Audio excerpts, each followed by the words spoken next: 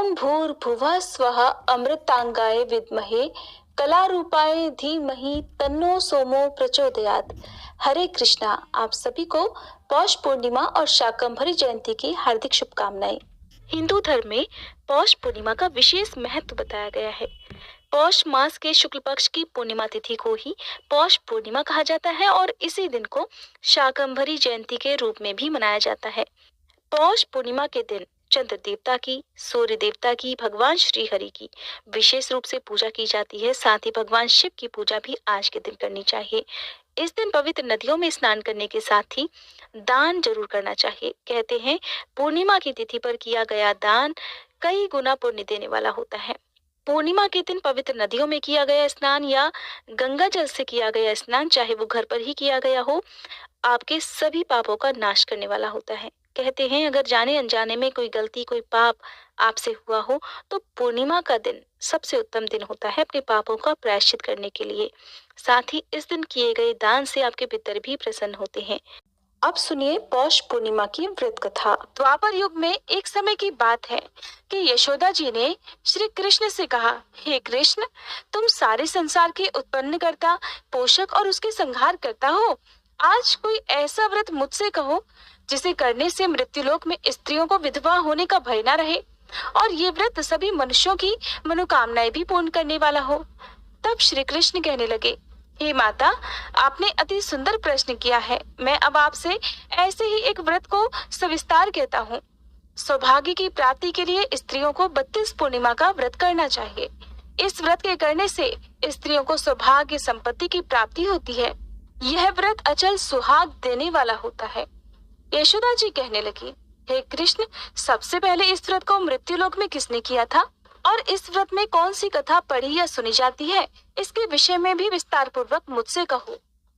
तब भगवान श्री कृष्ण कहने लगे कि इस भूमंडल पर एक अत्यंत प्रसिद्ध राजा, चंद्रहास से पालित अनेक प्रकार के रत्नों से परिपूर्ण कार्तिका नाम की एक नगरी थी। वहां पर धनेश्वर नाम का एक ब्राह्मण था और उसकी स्त्री अति सुशीला और रूपवती थी। दोनों ही इस नगरी में बड़े प्रेम के साथ रहा करते थे। घर में धन धान्य आदि की कोई कमी नहीं थी। उन्हें एक बड़ा दुख था कि उनकी कोई संतान नहीं थी। इस दुख से वे अत्यंत दुखी रहा करते थे। एक समय एक बड़ा तपस्वी योगी उस नगरी में आया। वह योगी उस ब्राह्मण के घर को छोड़कर अन्य सभी घरों से भिक्षा लाकर भोजन किया करता था। रूपवती से वह भिक्षा नहीं लेता था। उस योगी ने एक दिन रूपवती से भिक्षा ना लेकर किसी दूसरे घर से भिक्षा ली और गंगा किनारे जाकर भिक्षा में मिले अन्न को प्रेम पूर्वक खा रहा था कि धनेश्वर ने योगी का यह सब कार्य किसी प्रकार से देख लिया। अपनी भिक्षा के अनादर से दुखी होकर धनेश्वर योगी से बोला, हे महात्मन, आप सभी घरों से भिक्षा लेते हैं परंतु मेरे घर की भिक्षा आप कभी नहीं लेते, इसका क्या कारण है? योगी महाराज कहने लगे कि निसंतान के घर की भीख पतितों के अन्न के तुल्य होती है और जो पापियों का अन्न खाता है वह खुद भी पापी हो जाता है। क्योंकि तुम निसंतान हो इसलिए पतित हो जाने के डर से मैं तुम्हारे घर की भिक्षा नहीं लेता। धनेश्वर यह बात सुनकर बहुत दुखी हुआ और हाथ जोड़कर योगी के पैरों में गिर पड़ा और बड़े विनीत स्वर से कहने लगा, हे महाराज, अगर ऐसा है तो आप ही मुझे पुत्र प्राप्ति का कोई उपाय बताइए। आप तो सर्वज्ञ हैं, मुझ पर अवश्य ही आप कृपा करेंगे। धन की, सुख की मेरे घर में कोई कमी नहीं है, परंतु मैं संतान न होने के कारण अत्यंत दुखी हूँ। आप मेरे इस दुख को दूर कीजिए क्योंकि आप सामर्थ्यवान हैं। ऐसा सुनकर योगी कहने लगे, हे ब्राह्मण, तुम चंडी देवी की आराधना करो, चंडी देवी को प्रसन्न करो, तब वही तुम्हें पुत्र प्राप्ति का उपाय बताएंगी।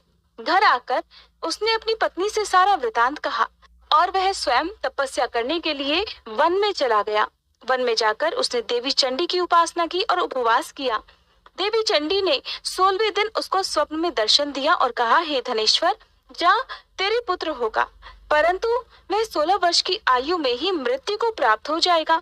अगर तुम दोनों पति पत्नी मिलकर 32 पूर्णमासियों का व्रत विधि विधान से करोगे तो वह दीर्घायु होगा। जितनी तुम्हारी सामर्थ्य हो आटे के उतने दिए बनाकर शिव जी का पूजन करना, परंतु पूर्णमासी को दियों की यह संख्या 32 हो जानी चाहिए। प्रातःकाल हो जाने पर इस स्थान के पास ही तुम्हें एक आम का वृक्ष दिखाई देगा। उस पर चढ़कर तुम आम का वह फल तोड़कर शीघ्र अपने घर चले जाना। अपनी पत्नी से सारा वृतांत कहना।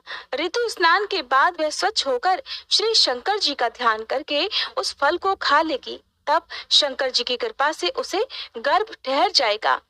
जब वह ब्राह्मण प्रातःकाल उठा तो उसने उस स्थान के पास ही आम का एक वृक्ष देखा, जिस पर एक अत्यंत सुंदर आम का फल लगा हुआ था।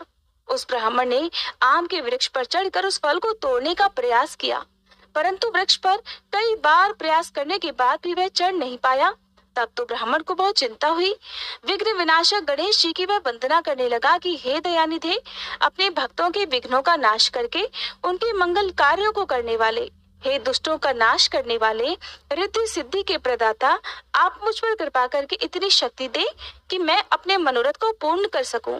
इस पर गणेश जी की प्रार्थना करने से उनकी कृपा से धनेश्वर शीघ्र ही वृक्ष पर चढ़ गया और उसने उस अति सुंदर आम का फल जो देखा था उसे तोड़ लिया और घर ले जाकर अपनी पत्नी को दे दिया। पत्नी ने पति के कहे अनुसार उस फल को खा लिया और कुछ ही महीने के बाद वह गर्भवती हो गई। देवी की कृपा से उसे एक अत्यंत सुंदर पुत्र प्राप्त हुआ, जिसका नाम उन्होंने देवीदास रखा। देवीदास जब बड़ा हुआ तो उसे अपने मामा के साथ पढ़ने के लिए काशी भेज दिया गया। काशी में उन दोनों के साथ एक दुर्घटना घटी, जिस कारण धोखे से देवीदास का विवाह हो गया। देवीदास ने कहा कि वह अल्पायु है, परंतु फिर भी जबरन उसका विवाह करवा दिया गया। कुछ समय के बाद काल उसके प्राण लेने आया, लेकिन ब्राह्मण दंपति ने 32 पूर्णिमा का व्रत रखा था, इसलिए काल उसका कुछ भी नहीं बिगाड़ पाया। इस कथा के अनुसार सच्चे मन से पूर्णिमा के दिन व्रत करने से संकटों से मुक्ति मिलती है, दीर्घायु होती है और सभी मनोकामनाएं भी पूर्ण हो जाती हैं। पूर्णिमा के दिन श्री सत्यनारायण भगवान का व्रत करके श्री सत्यनारायण भगवान की कथा भी अवश्य ही पढ़नी और सुननी चाहिए। श्री सत्यनारायण भगवान की कथा का पाठ सूर्यास्त से पहले पहले कर लेना चाहिए। सत्यनारायण भगवान को भोग में लगाने के लिए पंचामृत, जिसमें तुलसी दल अवश्य डालकर रखें, या फिर आप आटे को घी में भूनकर उसमें चीनी मिलाकर उसका प्रसाद तैयार कर कथा सुनते समय भगवान के सामने रखें। कथा समाप्त होने के बाद भगवान से उस भोग को स्वीकार करने का आग्रह करते हुए प्रसाद रूप में इस भोग को सभी लोगों में बांटकर खुद भी ग्रहण करना चाहिए। अगर आप सत्यनारायण भगवान की कथा सुनना चाहते हैं तो पूर्णिमा के दिन आप हमारे इसी चैनल पर सत्यनारायण भगवान की कथा भी सुन सकते हैं। पौष मास की पूर्णिमा के दिन ही माँ दुर्गा ने अपने भक्तों के कल्याण के लिए और रक्षा के लिए माता शाकंभरी का अवतार धारण किया था। शास्त्रों में ऐसी मान्यता है कि इसी दिन माँ दुर्गा ने पृथ्वी पर अकाल और गंभीर खाद्य संकटों से भक्तों को मुक्ति दिलाने के लिए ही शाकंभरी का रूप धारण किया था। इसलिए इन्हें सब्जियों और फलों की देवी माना जाता है। पूर्णिमा की तिथि को यही कारण है कि शाकंभरी पूर्णिमा के नाम से भी मनाया जाता है, जो कि पौष के महीने में आती है। वैसे तो किसी भी पूर्णिमा के दिन आप कोई भी वस्तु का दान कर सकते हैं जो आपकी सामर्थ्य के अनुसार हो, लेकिन पौष पूर्णिमा के दिन आप अपनी सामर्थ्य के अनुसार कुछ न कुछ, चाहे थोड़ी ही सी मात्रा में हो, कच्ची सब्जियां या फिर फलों का दान जरूरतमंदों को करें। कहते हैं पौष पूर्णिमा के दिन किया गया फल, जल और सब्जी का दान करने से माँ दुर्गा और माँ शाकंभरी प्रसन्न होती हैं और फिर इन सभी वस्तुओं की आपके जीवन में और आपके आने वाली पीढ़ियों के जीवन में कभी भी कमी नहीं होती। देवी पुराण में वर्णित कथा के अनुसार हिरण्याक्ष के वंश में एक महादैत्य रूरू था। रूरू का एक पुत्र था जिसका नाम था दुर्गमासुर। दुर्गमासुर ने ब्रह्मा जी की तपस्या करके चारों वेदों को अपने अधीन कर लिया। वेदों के ना रहने से समस्त क्रियाएं लुप्त हो गईं। ब्राह्मणों ने अपने अपने धर्म का त्याग कर दिया। चारों तरफ हाहाकार मच गई और अधर्म का बोलबाला हो गया। ब्राह्मणों के धर्म विहीन होने से यज्ञ आदि अनुष्ठान भी बंद हो गए और देवताओं को उनके यज्ञ का भाग भी मिलना बंद हो गया, जिस कारण देवताओं की शक्ति भी क्षीण होने लगी, जिसके कारण एक भयंकर अकाल पड़ गया।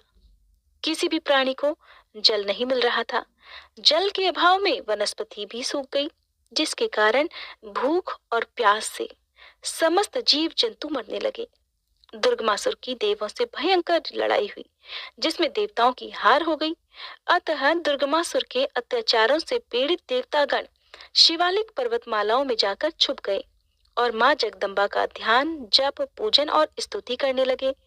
इस प्रकार देवताओं द्वारा जगदम्बा माँ की स्तुति करने पर महामाया पार्वती जी, जो महेशानी भुवनेश्वरी नामों से प्रसिद्ध हैं, आयोनिजा रूप में सहारनपुर शक्तिपीठ स्थल पर प्रकट हुई।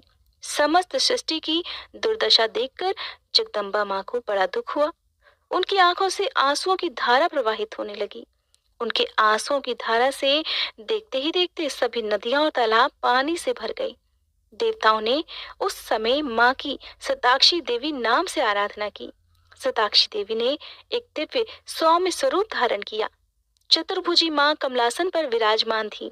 अपने हाथों में कमल, बाण, शाक, फल और एक तेजस्वी धनुष धारण किए हुए थी। भगवती परमेश्वरी ने अपने शरीर से अनेकों शाक प्रकट किए, जिन्हें खाकर संसार के जीव जंतुओं की क्षुधा यानी कि भूख शांत हो गई। इस प्रकार जब माँ ने पहाड़ पर दृष्टि डाली, तब सर्वप्रथम सराल नामक कंदमूल की उत्पत्ति हुई और इसी दिव्य रूप में माँ शाकंभरी देवी के नाम से पूजा की गई। इन सब के पश्चात वह दुर्गमासुर को रिझाने के लिए अत्यंत सुंदर रूप धारण करके शिवालिक पहाड़ी पर आसन लगाकर बैठ गई। जब असुरों ने पहाड़ी पर बैठी जगदम्बा माँ को देखा तो उन्हें पकड़ने के विचार से वे आगे बढ़े। स्वयं दुर्गमासुर भी आया। तब देवी ने पृथ्वी और स्वर्ग के बाहर एक घेरा बना डाला और स्वयं उसके बाहर खड़ी हो गई। और तब दुर्गमासुर और जगदम्बा देवी के बीच भयंकर युद्ध हुआ और अंत में दुर्गमासुर मारा गया। इसी स्थान पर माँ जगदम्बा ने दुर्गमासुर और अन्य दैत्यों का संहार किया था और भक्त भूरे देव अर्थात भैरव बाबा का ही एक रूप है, उन्हें अमरत्व का आशीर्वाद दिया। ऐसी मान्यता है कि माँ की असीम अनुकंपा से आज भी सबसे पहले भक्त लोग भूरे देव के दर्शन करने जाते हैं। उसके बाद पथरीले रास्ते से गुजरते हुए माँ शाकंभरी जी के देवी दर्शन करने जाते हैं। ऐसी मान्यता है कि आज भी माँ की असीम अनुकंपा से भक्तजन भूरे देव के दर्शन पहले करते हैं और उसके बाद पथरीले रास्ते से गुजरते हुए माँ शाकंभरी के दर्शन करने जाते हैं। जिस जगह पर माता ने दुर्गमासुर नाम के राक्षस का वध किया था, वहां अब वीर खेत का मैदान है, जहां पर माता सुंदर रूप बनाकर पहाड़ी की शिखा पर बैठ गई थी। वहां पर माँ शाकंभरी देवी का भवन स्थापित है। जिस स्थान पर माँ ने भूरा देव को अमर हो जाने का वरदान दिया था, वहां पर बाबा भूरा देव का मंदिर स्थापित है। प्राकृतिक सौंदर्य और हरी भरी घाटी से परिपूर्ण ये क्षेत्र भक्तों का मन मोह लेता है। देवी पुराण के अनुसार शताक्षी, शाकंभरी और दुर्गा एक ही देवी के नाम हैं। पौष पूर्णिमा के दिन भक्तजनों को चाहिए कि अपनी सभी आराध्य देवी देवता के साथ माँ शाकंभरी का ध्यान करके उनकी भी पूजा करनी चाहिए। सबसे पहले ब्रह्म मुहूर्त में उठकर स्नान करना चाहिए और फिर माँ शाकंभरी का ध्यान करना चाहिए। इसके बाद पूरे विधि विधान से धूप दीपक जलाकर देवी की पूजा करनी चाहिए। यदि आपके घर में माँ दुर्गा की प्रतिमा या फिर तस्वीर है तो आप उनकी भी पूजा कर सकते हैं और माँ शाकंभरी का ध्यान कर सकते हैं। इसके साथ ही माँ की आरती उतारी जाती है। ताजे फल और सब्जियों से भोग लगाया जाता है। गंगा जल का छिड़काव किया जाता है। उसके बाद अपने घर के आसपास किसी भी मंदिर में जाकर कुछ न कुछ मीठा प्रसाद चढ़ाया जाता है और दीप जलाया जाता है। चाहे आप सुबह या फिर शाम के समय दीप जला सकते हैं।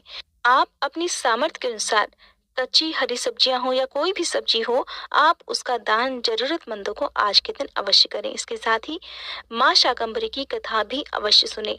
ऐसा करने से आपके घर परिवार में कभी भी खाद्य पदार्थों की कमी नहीं होगी। वैसे तो माँ अन्नपूर्णा की पूजा भी पूर्णिमा के दिन करनी चाहिए, लेकिन पौष पूर्णिमा के दिन विशेष रूप से माँ शाकंभरी की पूजा की जाती है और शाकंभरी जयंती मनाई जाती है। इसलिए आप आज के दिन माँ शाकंभरी का ध्यान करना मत भूलिएगा। अगर ये वीडियो आपको पसंद आई हो तो प्लीज वीडियो को लाइक जरूर कीजिएगा। आज यानी सोमवार 13 जनवरी को पौष पूर्णिमा और लोहड़ी है।